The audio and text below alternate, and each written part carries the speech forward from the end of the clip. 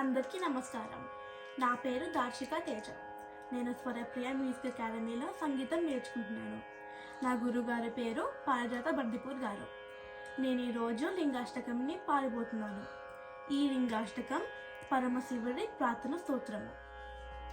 ब्रह्ममुरारिसुरार्चितलिङ्गं निर्मलभासितशोभितलिङ्गं जन्मजदुःखविनाशकलिङ्गं तत्प्रणमामि सदा शिवलिङ्गं देवमुनिप्रवरार्चितलिङ्गं कामदहनकरुणाकरलिङ्गं रावणदर्पविनाशनलिङ्गं तत्प्रणमामि सदा शिवलिङ्गं सर्वसुगन्धसुलेपितलिङ्गं बुद्धिविवर्धनकारणलिङ्गं सिद्धसुरासुरवन्दितलिङ्गं तत्प्रणमामि सदा शिवलिङ्गं कनकमहामणिभूषितलिङ्गं फणिपतिवेष्टितशोभितलिङ्गं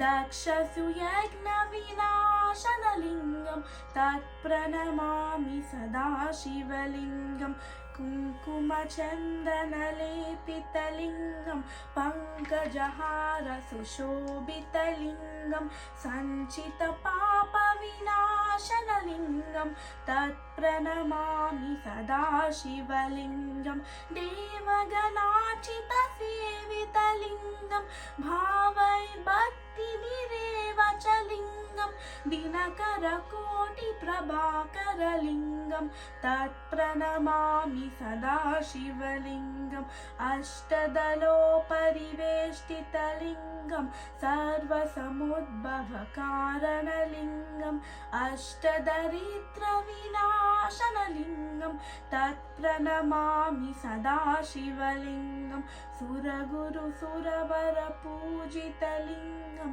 सुरवनपुष्पसदार्चितलिङ्गं परमपदं परमात्मकलिङ्गं तत्प्रणमामि सदा शिवलिङ्गम्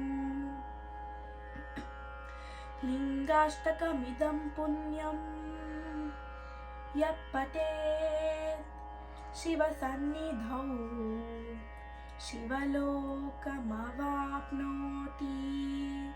शिवेन सह मोदते.